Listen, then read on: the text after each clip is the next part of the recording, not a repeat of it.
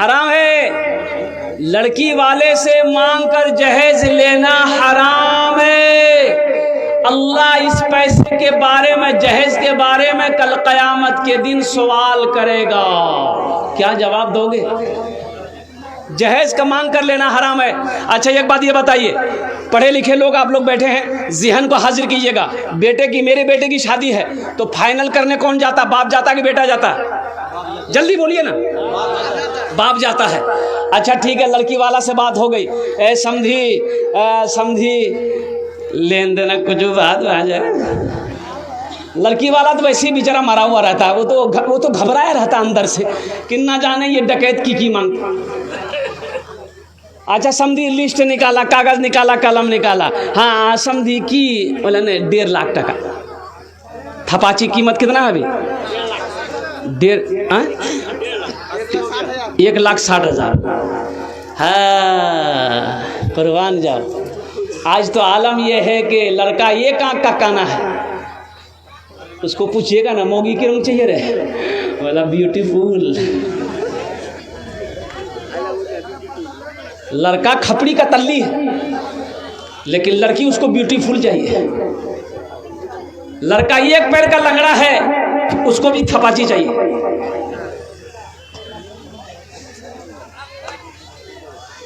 ₹1.5 लाख लिख दिया गया। अब लड़की वाला कहता है कि समझी और कुछ? बोला हाँ फ्रिज लिख दिया, वॉशिंग मशीन लिख दिया, कूलर लिख दिया गया, सोफा सेट, कुर्सी, सारी चीज़ें। और लास्ट में आया और क्या? बोला टीवी। जिस घर में टीवी ना हो उस घर में बीवी का क्या काम है? टीवी तो चाहिए ना चाहिए। अच्छा देखिएगा, सारी चीज़ें हो गई, फहरिस्त बन गई, बारात गई, लड़का निकाह पढ़ के लड़की को लेके आया। अब ये गाड़ी गई, जहेज का सामान, जहेज के लिए अलग गाड़ी जाती है ना भाई, जाती है ना। अब जहेज भी आया। अब जरा ट्रैक्टर, हाँ ट्रैक्टर गया, जहेज का सामान लेके आया, पलंग, कुर्सी, सोफा सेट, अल्लाह फलना, full sofa, fridge, washing machine. अच्छा ये बताइए, ईमानदारी से बताइए, गाड़ी लग गई, ट्रैक्टर, पलंग उतरेगा, कहाँ लगेगा? बोलो भाई, बाप के रूम में लगेगा कि बेटा के रूम में लगेगा? बेटे के रूम। मांगा कौन है? सोफा सेट बाप के रूम में लगेगा कि बेटा के रूम में? बेटा के रूम में लगेगा। मांगा कौन है? बाप। टीवी कहाँ लगेगा? बेटा के रूम में लगेगा कि बाप के रूम में लगेगा? बेटा के रूम में लगेगा। मांगा कौन है? बाप का इंतकाल हो गया, कब्र में ठोकैया बाप खाएगा कि बेटा खाएगा?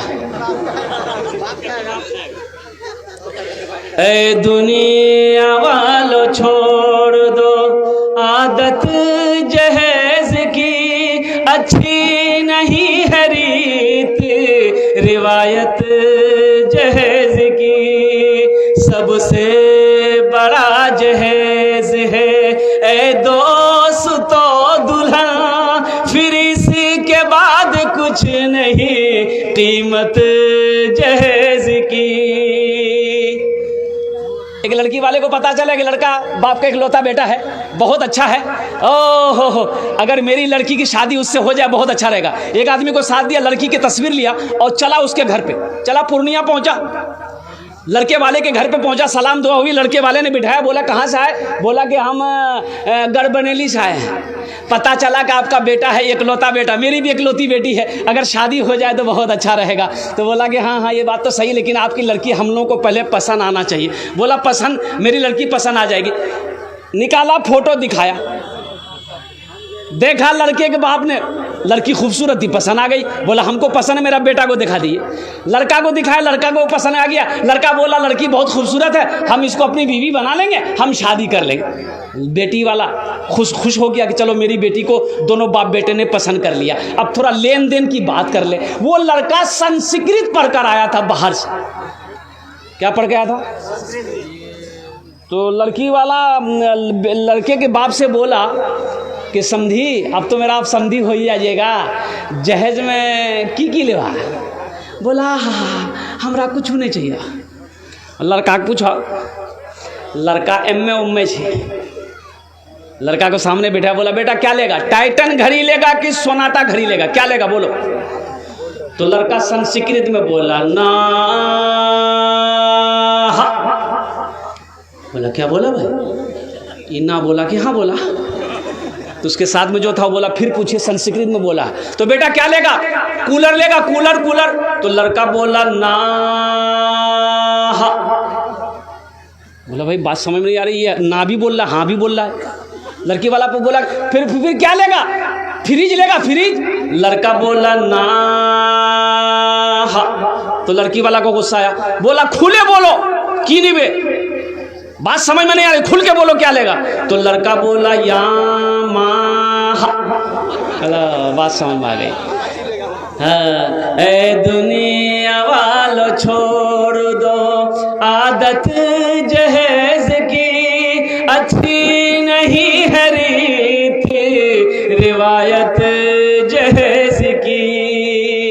तो इंशाल्लाह आप लोग वादा करो कि ना जहेज लेंगे ना जहेज देंगे। कितने लोग तैयार हैं? जरा हाथ उठाओ इंशाल्लाह। ए दुनिया वालों छोड़ दो,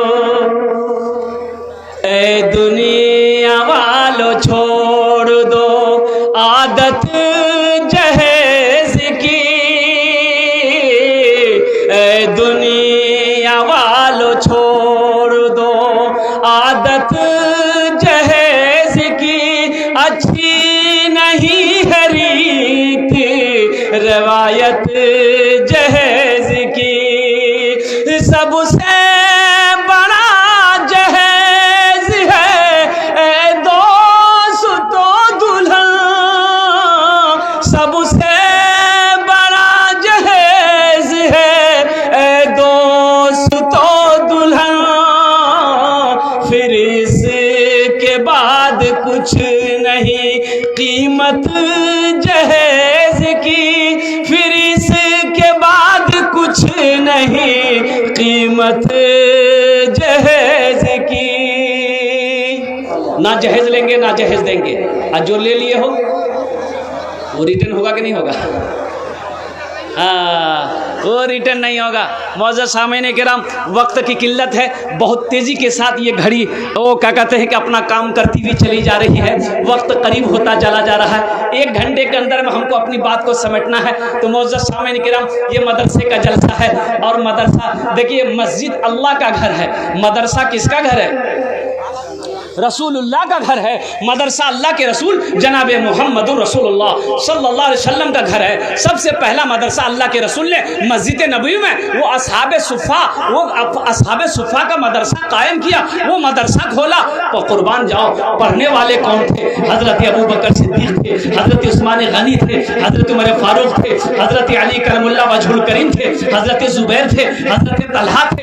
पढ़ने वाले सहाबी थे, पढ़ाने वाले मोहम्मद रसूलुल्लाह थे। जो किताब पढ़ाई जा रही थी वो किताब अल्लाह का कुरान था। वो अल्लाह का क्या था? वो भाई बोलो भाई क्या है? वो अल्लाह का कुरान था। नौजवानों, आज तो हमने कुरान को पढ़ना छोड़ दिया, आज तो हमने कुरान की तिलावत करना छोड़ दिया। आज हम शिकायत करते हैं, हजरत दुआ कीजिए, हजरत कोई तावीज़ दे दिए, मेरे घर में बरकत नहीं है। अरे बरकत वाली किताब को तुमने पढ़ना छोड़ दिया है, बरकत तुम्हें मिलेगी कहाँ से? खैर वाली किताब को पढ़ना तुमने छोड़ दिया है, तुम्हारे घर में खैर आएगी कहाँ से? इसलिए कुरान की तिलावत करो नौजवानों। ये वो किताब है जिस किताब को छू लो अल्लाह छूने का सवाब दे देगा, जिस किताब को देखो अल्लाह देखने का सवाब दे देगा, जिस किताब को सुनो अल्लाह सुनने का सवाब दे देगा, जिस किताब को पढ़ोगे अल्लाह जमीन की पस्ती से उठाकर आसमान की बुलंदी पे पहुंचा देगा। इंशाअल्लाह कुरान की तिलावत करेंगे। और एक हदीस सुनो, ये कुरान आज किताबी शक्ल में है, ये कुरान आज अल्लाह की लारे किताब, जिसके शुरू ही में है अलिफ लाम मीम ज़ालिकल किताबु ला रैब फीह। इस किताब के अंदर में कोई शक व शुबा की गुंजाइश ही नहीं है। ना ऐसी किताब ना आई है, ना सुबह क़यामत तक आएगी। ये वो किताब है अल्लाह का मुक़द्दस कलाम। और कुर्बान जाओ नौजवानों, इस किताब को सुबह तिलावत करके घर से निकलो, शाम तक अल्लाह तेरी हिफाजत करेगा। शाम को तिलावत करके सो जाओ, अल्लाह सुबह तक तेरी हिफाजत करेगा। ये कुरान आज किताबी शक्ल में है। अल्लाह के नबी ने इरशाद फरमाया कि हशर के मैदान में इंसानी शक्ल में कुरान होगा। किसकी शक्ल में होगा? बोलो भाई बोलो। इंसानी शक्ल में होगा। एक आदमी के हाथ को पकड़ेगा, अल्लाह के सामने खड़ा होगा। तो अल्लाह तो आलिमुल गैब व शहादा, फिर भी मेरा अल्लाह पूछेगा ये कौन है? तो कुरान कहेगा या अल्लाह मैं तेरा कुरान हूँ, मेरे साथ महमूद कुरान का कारी है। क्या चाहता है? अल्लाह पूछेगा तू क्या चाहता है? तो कुरान कहेगा या अल्लाह दुनिया में ये मेरी बहुत इज्जत करता था। आहा, नौजवानों कुरान नहीं पढ़े हो तो ये मदरसा ये पैगाम देता है, रोज़ाना 10 मिनट निकालो ना। उम्र की कोई कैद थोड़े। मैंने 65 साल से लेकर 75 साल के 7 बूढ़ों को कुरान पढ़ाया अल्हम्दुलिल्लाह। 60 बूढ़ों को, जिसकी उम्र 65 साल से 75 साल की उम्र थी, 6 महीने लगे अल्हम्दुलिल्लाह कुरान पढ़ना सीख गया। खैरुकुम मन तअल्लमल कुरान व अल्लमहु। अल्लाह के रसूल ने इरशाद फरमाया तुम में सबसे बेहतर वो है जो कुरान सीखे दूसरों को सिखाए।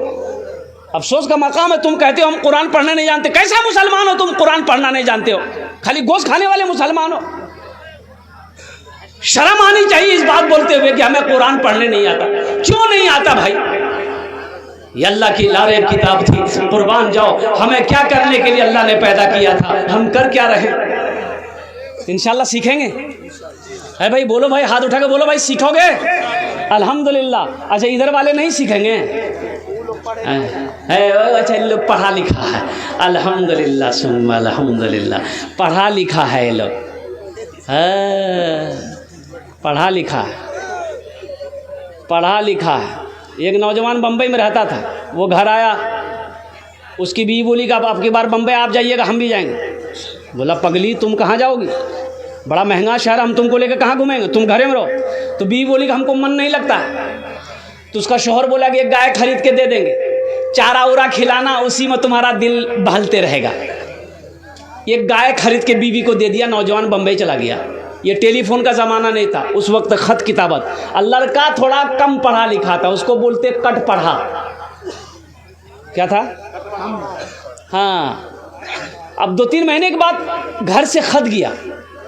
ये लड़का खत पढ़कर ज़ारो कतार रोने लगा। तो उसका बगल का साथी बोला अरे भाई क्या हुआ, खत में क्या लिखा, कोई हादसा हो गया? बोला भैया बहुत बड़का हादसा बैग लिखा रहा। बोला की मिली? बोला भैया का गाय खरीदी दिली ले, वो गाय छे नहीं बकरी भागली। बकरी भागली? गाय कहे बकरी है? बोले नहीं, लिखल को जी ग्राम लिखल को जो हमारी बीवी गाय बकरी भागली। तो लड़का पढ़ा लिखा तो बोले ले आओ खत हम पढ़ते हैं, कहाँ गाय बकरी भागली। तो लड़का पढ़ा लिखा लड़का पढ़ा कि मुन्ना का अब्बा को मालूम हो घर में सब ठीक ठाक है, जो गाय आप खरीद कर दिए थे वो गाय बिक्री हो गई। बोले दे बिक्री लिखा हुआ? बोला हम समझ ली बकरी भागली गई। हाँ, ये पढ़े लिखों की जमात है। तो मैं ज़िम्मा को हाजिर करना चाहता हूँ। अल्लाह के रसूल ने इरशाद फरमाया ये इनसे कुरान इंसानी शक्ल में आएगा। तो अल्लाह पूछेगा तू क्या चाहता है? कुरान कहेगा या अल्लाह ये दुनिया में मेरी बहुत इज्जत करता था, बड़ा इकराम करता था, मुझे सीने से लगाता था, मेरी तिलावत करता था, तेरा जो अहकाम मेरे अंदर था उस पर अमल करता था, तो इसलिए मैं उसका बदला देना चाहता हूँ। तो मेरा अल्लाह कह देगा तू क्या चाहता है? कहा कि या अल्लाह मैं इसे जन्नत में ले जाना चाहता हूँ। तो हुजूर की हदीस है कि अल्लाह कहेगा जा इजाज़त है। तो कुरान उस पढ़ने वाले, इकराम करने, मोहब्बत करने वाले के हाथों को पकड़ेगा, जन्नत के अंदर में दाखिल कर देगा। सुभान अल्लाह, बोले तो माशाअल्लाह। सहरा अभी जिंदा है तेरी माँ, अपनी जन्नत बना लो ना। अभी जिंदा है तेरी माँ, अपनी जन्नत बना लो ना, बना लो अपनी जन्नत बना लो ना। अभी जिंदा है तेरी माँ, इल्म हुनर खरीद ली, शोहरत खरीद ली, हर आफियत खरीद ली, बरकत खरीद ली।